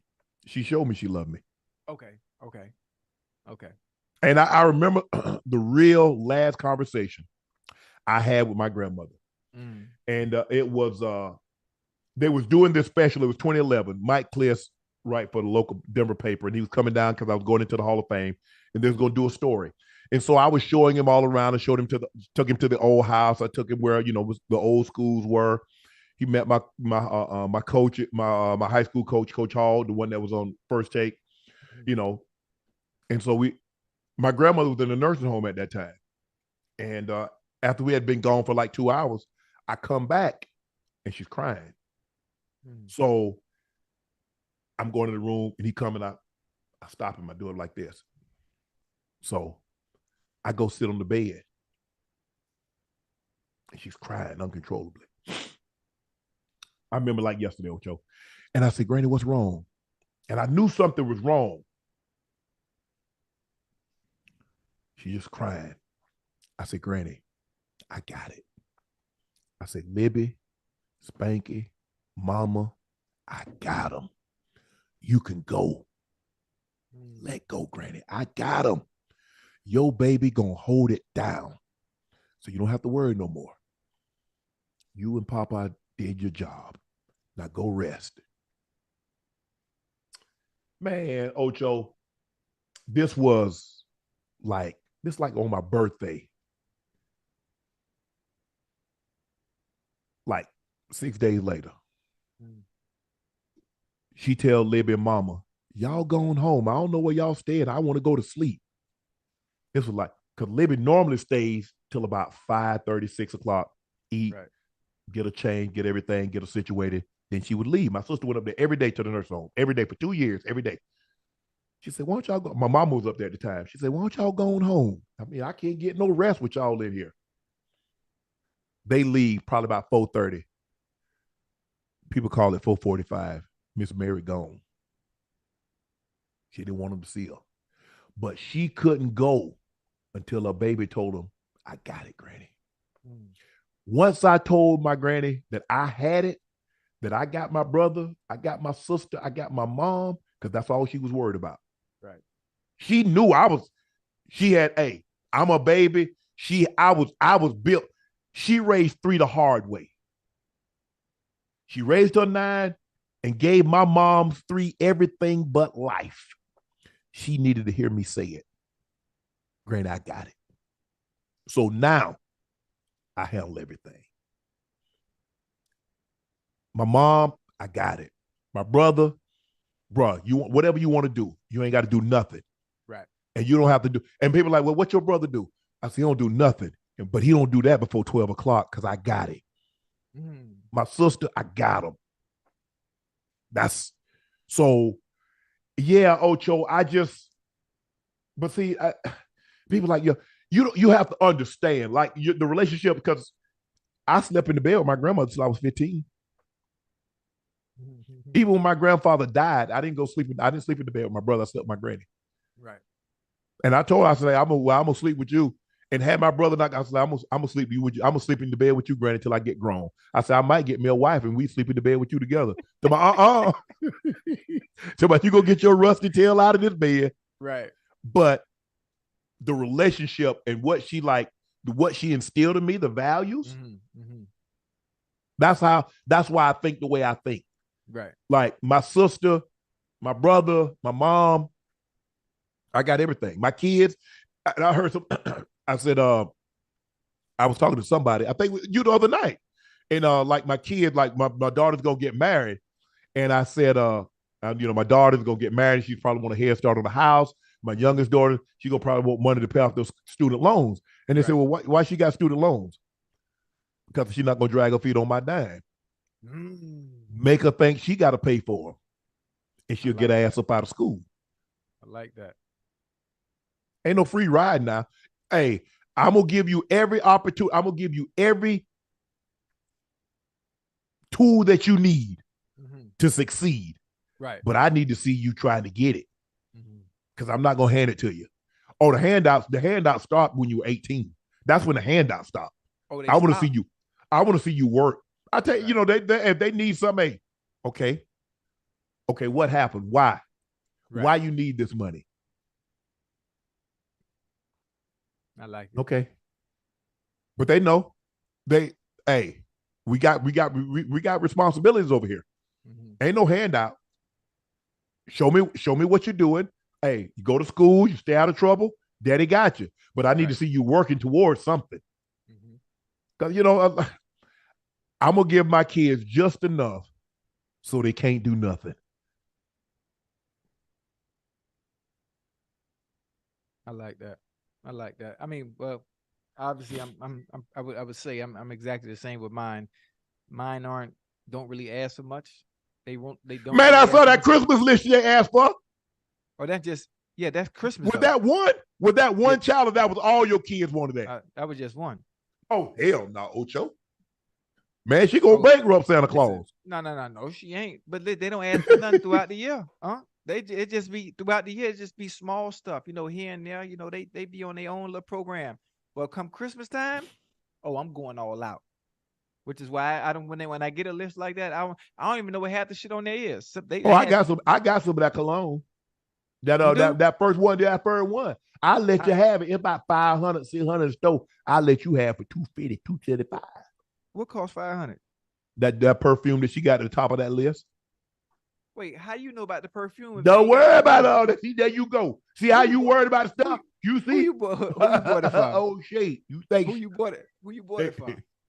Ain't nothing slow on Shay but his walk. That's the only thing slow about O'Shea.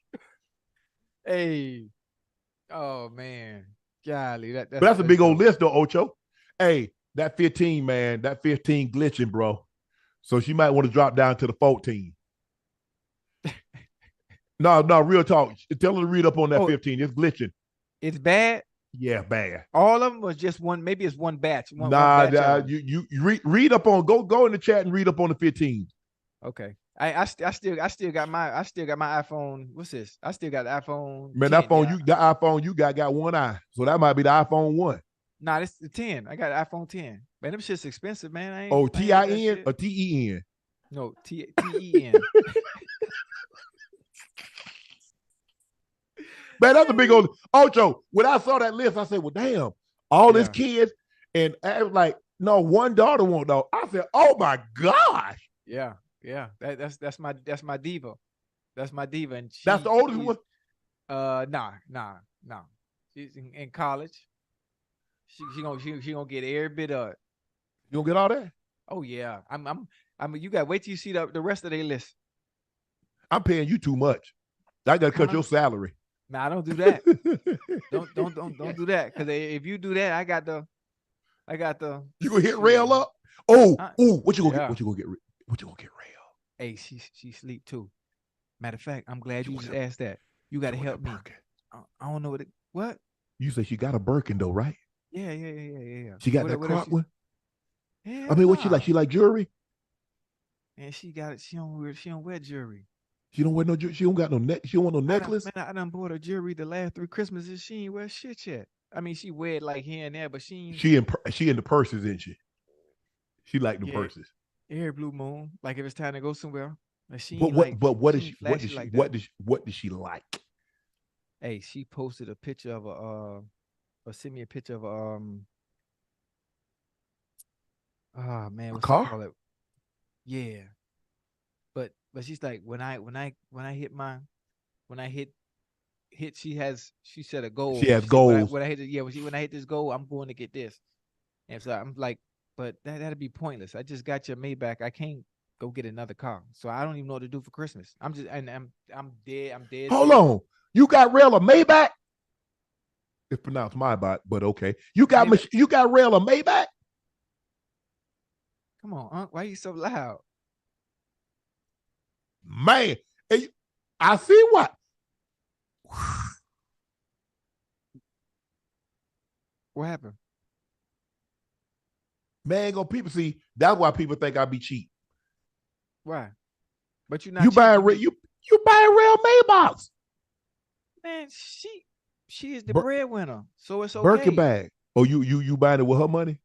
No, I'm saying it was okay to do it because she's the breadwinner. It's like, boom, it don't look like I'm leeching. Oh man, shit, let me show you. I could shake something too. Boom, here, check this out. Well, I might be leeching. I guess I done ate up all the bread because I ain't got no Maybach money, Ocho. Yeah, you do. I think I got fly, if you could fly private, you could get your why you keep saying Maybach? It's Maybach. Actually, it's pronounced Maybach. Oh, every time I say a word, every time I say Cane Corso. I'm just saying Cane Corso. Hold on, Ocho. The way the Germans, the engineers, and the way the Mercedes, they pronounce it Maybach. We ain't in Germany. We in the USA. Maybach. I know Ross say Maybach music, but it's It's a matter Maybach. of fact, and I'm not playing. Won't you get a second home? Another one? Yeah. Okay, she got the place in Tampa. You got the place in Miami. You know how to get a. Yeah, we billing out here already. In Tampa? Not out here in Miami. Oh, I said, might get y'all like a condo in Jamaica somewhere. A condo in Jamaica? What about the kids? What about them? You gonna leave them here? I mean, sometimes that's just to get away for y'all. You know, y'all just get away. Well, I just get a hotel. I don't want no goddamn condo. What do you? Because how many times am I gonna really be able to go to goddamn Jamaica? Think about it. I work too damn much. Well, you about to work more. I mean, so what we gonna do? What if they say? You know, what if somebody say, "Well, Shannon, we want you and Ocho to do a 5-day-a-week show." Then what we gonna say? What are you gonna say? We gonna be working 5 days a week. That's why I don't need no goddamn condo in Jamaica. For what? Why you Real? I don't know. Real gonna want you to work 5 days a week, Ocho. Well, what? This you got to man boy. the house. I don't play that. This money come first, boy. Love don't pay the bills. What? Yeah, don't do that. And listen, I mess around and lose your ability to provide and watch what happens. Oh, watch you walk out that door. I ain't no fool. Yeah. Lose your fellas, if you're listening, lose your ability to provide and watch what happens. You think it's sweet if you want to. Yeah, she love you, huh? Hey. All right. Okay. Yeah. Hey, speaking of Maybach music, you know Rostam album dropped tonight. Him and Meek Mill. Oh, did it? Yeah, and I'm co-executive producer on 2 songs. I just had to throw that out there just so people. Oh, you A&R? You the A&R guy on that? I'm serious. You executive producer? I'm two songs. I'm an executive producer, so I get credits. Yeah, I'm just trying to diversify my portfolio. That's awesome, there, bro. Yeah, appreciate it. That's real nice. Hey, check this out. I want to thank everybody that clicked that subscribe button. Make sure you click that like button also, because we like positive feedback. Hey, if you got some negative comments, leave those too, because all we're trying to do is get better and better. Yeah, we only been at this thing for like a little over 2 months, but hey, if we can improve in any way, we love to improve. Let me know. Oh, hold on. I'm just looking at this thing. This says Ocho and TJ Hushmanzada was both taken in the same draft. Peter Ward was taken the year before in the 4th round, in the 4th overall pick. So y'all came in and took somebody's job. No, I didn't.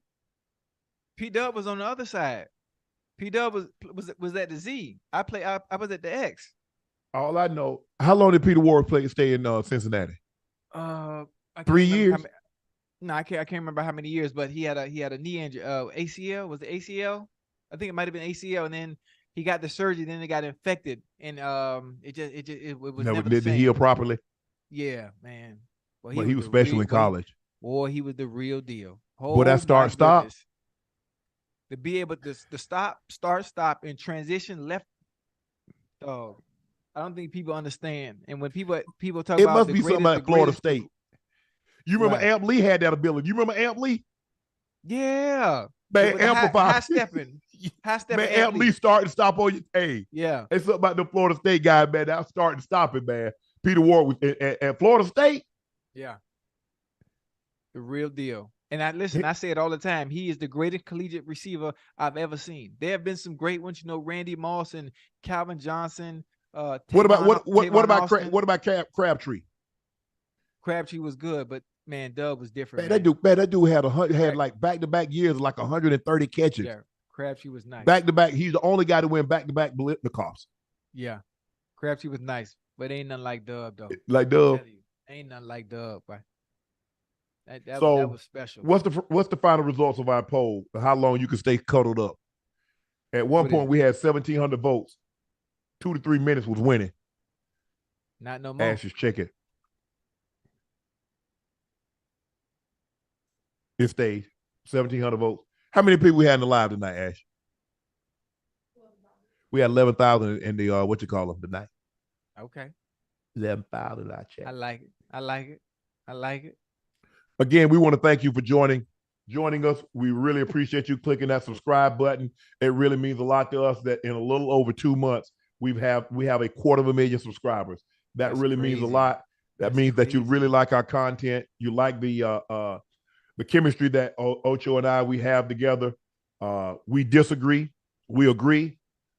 Sometimes we disagree. We agree to disagree. But at the end of the day, we're gonna come back and give it to you again. Sunday. We're gonna come back and give it to you again Monday. And we're gonna come back and give it to you Thursday. And then they got a Black Friday game, so we might give it to you Sunday, Monday, Thursday. No, yeah, they're 3 games on Thanksgiving, Ocho. Yeah. And a Black Friday game. Hey, let me ask you this. You do Black Friday shopping? Oh, yeah. You know my cheap ass. That's why I'm gonna knock out most of the gifts on Black Friday. I ain't missing no goddamn sale. Well, hell, any Friday I go out is Black Friday. Ain't nothing special about that for me. But no, I can't go. I can't deal with that. I can't deal. Man, there's too many people out there, Ocho. Early in the morning, you catch the stores. Everything opens up a little earlier. It closes a little later. I'm the first one in there. I'm the first one in and the first one out. Guess what? My assistant, Shelly, is the first one on that computer ordering. Oh, Amazon bring it right to the house. Yeah. I ain't got to leave my house. I ain't got to worry about being no trample. I mean, people running there and fighting and over TV or some doll or something. Go right there. Go right there and get part of that. No. I ain't good with crowds, Ocho. I ain't gonna lie. Yeah. Especially with that shopping. I blend right in with everybody else. Yeah, I mean, you go there. I mean, you go, and you know how women go. They go for one thing. It's like, see, I go to the store. Hours. I go to the store. They're like, how you going to come out so quick? Because I know what I was going for. I don't go to browse. I don't walk up and down the aisles like, oh, pick this up, put it back, grab something up. No, I don't do that. I'm going to the store for a specific reason. I'm going to get that item or get those items, and I'm leaving. Up out of there. Yeah. They be going to the store. Cardinal rule number 1, you never go anywhere with a woman. Especially when it's time to shop. You never go. Ever. Never go. You give her the money to go do what she needs to do. See? You and I think alike. Or you go do it yourself. Nope. Never go with them. I ain't going with you. I don't want to do nothing because y'all don't know how to go and come out.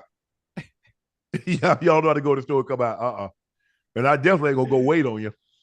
Well, just go. Hey, just take me. Just wait in the car. Oh no, my big girl really been mess around and left and had to call Uber for you. man, Ocho, man, I hate waiting. I hate being in the car. Oh, it's just gonna be a minute. I'm gonna run in there and run out. Wait, well, see, you talking like you know from experience. So how you even fell in that trap? Man, you know, Ocho, you know early on, you know, yeah. I got to show, I got to show. I'm willing to do, my last, he wouldn't do anything. I was like, okay, I mean, it can't be that bad. I go to the store and let you go in there. I just need to go get one thing. Okay, one thing. Take me to CVS. How long she took? Huh? How long she took? It took so long, I said I'd never do it again. Okay, that sound like about 30 minutes. Because 30 minutes in the car, that's a long time. No, 10 minutes in the car, a long time. And I'm calling. I come like, damn, you ain't got it yet. It's a line. I say ain't no line. It's 5 cars in the parking lot. Ain't no damn line. And then she come out there. Well, this right here, I had to get some of this. I was running low on this. I said, that's what I'm talking about. Now you said you was coming to get one thing. And you got me crying, man. And don't send me for no female products because I'm not gonna get them. Nah, never that. Don't send me on no CVS run. Don't send me to Walgreens. Don't send me for no Plan B. None of that. So do you let people check your bags when you do you check bags when you travel? Yeah, I just take one bag. One bag. I take one bag, and obviously the laptop I'm using now, I take my mic, I take my little mic, my little Logitech camera, and my little wires, and that's it. So you check bags? No. Oh, no, you just a little carry on and little duffel. Well, I mean, for me, when I travel, I'm not really going anywhere for more than 3 days. Mm-hmm. So it's carry on for me. It's carry on for me also. Mm-hmm. So I can't check. I can't remember last time. I'm trying to think the last time we checked the bag. Super Bowl. I haven't checked the bag in so long, unless even if I have gone somewhere for more than 3 days, I got a problem. I recycle the same outfit and just and change my underwear, my socks, and take a shower and change my undergarments and wear the same thing. If I'm going somewhere for 3 days, I wear the same goddamn outfit 3 days in a row and don't even care. Yeah, most of the time, if I'm going somewhere, my sister's going with me. She's gonna take my bag. She'll normally go before me and she'll take it. Because I hate checking. I hate going down there waiting. So she'll handle all that. So I'm team carry on. Mm. And if you with me and you check a bag, well, you better get Uber. You getting left? Oh yeah. Oh, absolutely. Oh, absolutely. I am not waiting. No way. Hey, man. I check. Okay. You better check with Uber, see what or Lyft or whoever else is going that way, because I'm not waiting. Nah. I don't do that, Ocho. What, you waiting? Nah, I'm traveling by myself anyway, so I ain't never had that problem. I'm traveling by myself, unless it's with me and all the kids. That's the only time we checking bags. That's it. Yeah. Man, I hadn't traveled with the kids. Man, I hadn't traveled with the kids in so long. Yeah. But they be slow. They be walking around like. You gotta do that, man. Y'all got to. Though that's the best thing, man. All us walking through the mall, walking through the airport, like it's like 11, 12 of us. Man, that should be I ain't like I ain't going nowhere. I ain't no. Too many people. Too many. No. We go out to eat. We go out to eat together. Yeah. No, y'all go ahead and go. Daddy, you want to? Nah, here. Y'all go. Daddy don't want to go. Y'all handle that. You got to take them on a nice little trip, man. Trip where? Look, right there down the street. Well, you in LA, so okay, you in LA. You know me. Who knows? Before long, I might be booed up. With who? Then they can't go with me where I'm booed up, because I might be walking around bucket naked. You got someone. Oh, so now you ready to go to the naked beach I was telling you about? No, I ain't going to the naked beach. I'm talking about the naked beach of like the hotel. I'm gonna get me one of them old. What's that place? The Maldives. What had the little private villas? Yeah, you need to go there on the water. I told you about that. Yeah, you gotta go there. Yeah, I'm really thinking about that. Think about that right now. Birthday last year. Yeah, do that. I'm thinking about that. But who you taking with you? Ain't no telling. Yeah, I got something for you now. Remember the lady I just told you about earlier? Don't forget about her. Think about it. Thinking. Hey, did you see that video with that girl twerking and the guy and her girl and his girlfriend or his wife? Oh, he was scared to look back. Yeah, you saw that. Yeah. For a second, I thought that was my ex right there, but she got me because she got body like that too, Ocho. For real? Yeah. What? You like him curvy like that? And she could cook. For real? But you might want to go. Ocho. When I say she was stacked up like that. Yeah. Stacked up like dirty laundry in the dorm room. You don't want to go get that back? Nah, Ocho. We good. Damn. We probably better friends. Damn. I don't like that, Cause the way you got she was good. She was look. You seem real happy, boy. You seem real happy. I like this. You lit up like goddamn Rudolph. Oh no. It was great. No, she was cool. Yeah. She was cool. I messed it up. I own it. I'm cool with it. I'm cool. I've learned. You know what, Ocho? I used to be accountability. Ocho, I used to beat myself up and stuff would linger and linger and linger. And I would carry bricks from a past relationship and build the same damn house in a new relationship. So I had to learn to say, Shannon, forgive yourself, bro. Yeah, you was wrong for what you did, but you didn't kill nobody, bro. Yeah, right.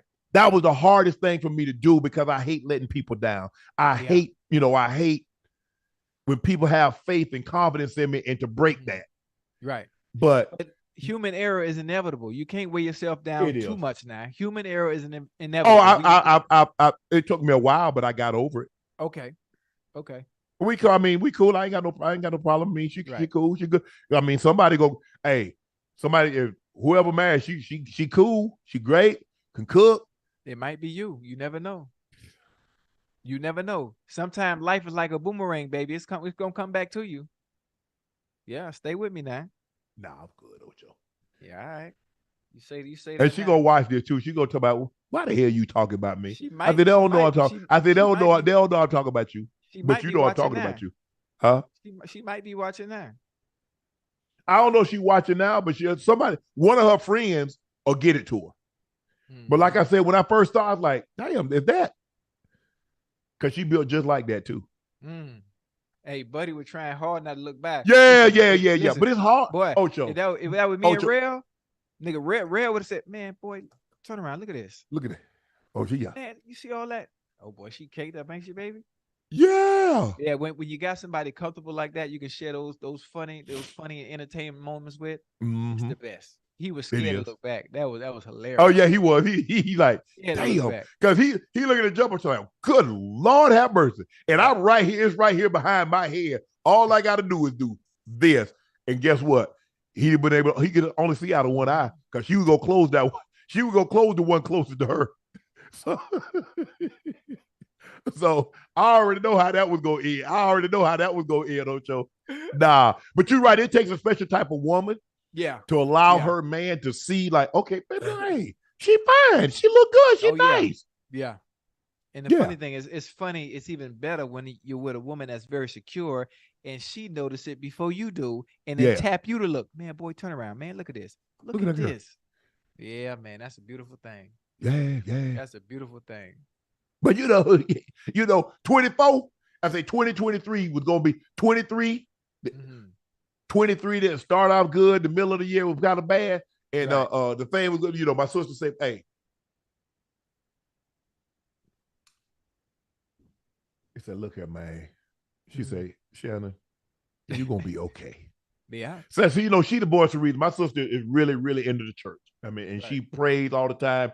And I think she's taken over the role of my grandmother of praying for me, even though I pray for myself and prayers that I don't even know that God is listening to, he's hearing.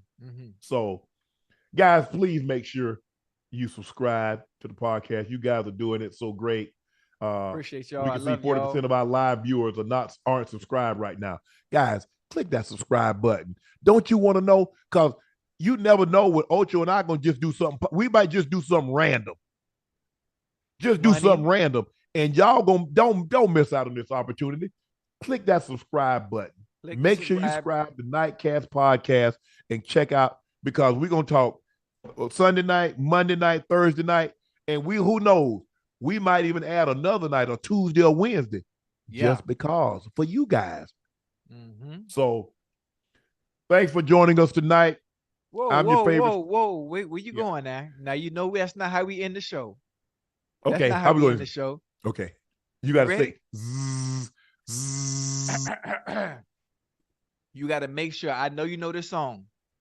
You got to know this song. You are very cultured. You got to stay with me. You ready? Okay, I'm going to stay with you. Chat, make sure y'all sing too. And now the end is near. I thought you were singing gospel songs. No, stay with me now. You gonna know this. I know who's saying it. That's Sinatra. It's My Way, but I don't know the words to My Way. You don't? I don't. Damn. Okay. I wanted you to say gospel. I was like, you gonna say, I'm pressing on. I'm pressing on. Yep. Hold on. I'm pressing on. I'm pressing on. I'm trying to reach my heavenly home. I've got a few more tears that I've got to shed, a few more burdens I've got to bear. I've got a mother there, a father there, and I'm just trying to make it in, just trying to make it in. So I'm pressing on. I'm pressing on. I'm pressing on. I'm trying to reach my heavenly home. I've got a few more tears that I've got to shed, a few more burdens I've got to bear. I've got a mother there, a father there, and I'm just trying to make it in. I don't know that song. Come on, Ocho! I don't know that song. Oh, man. Hey, I can't believe you don't know the words of the Sinatra, man. My way, man. I'll tell you what. I'm going to learn the words, and Sunday we're going to close out with My Way. There we go. But you ain't got to learn it. You just got to pull up the lyrics right now on your phone since you don't know the words and go from there. I'm going to sing it. I'm going to sing it with you on Sunday. I'm going to learn this. I'm going to learn it, and I'm going to sing it. And now... the end is we gotta save it. We gotta save it for Sunday. Okay, we're gonna save it. Thank you for joining Nightcap. This is Nightcap. I'm your favorite sports uncle, Shannon Sharpe. He's your favorite number 85. Bengals legend, Chad Ochocinco Johnson. Please remember to click that subscribe button. And thank you.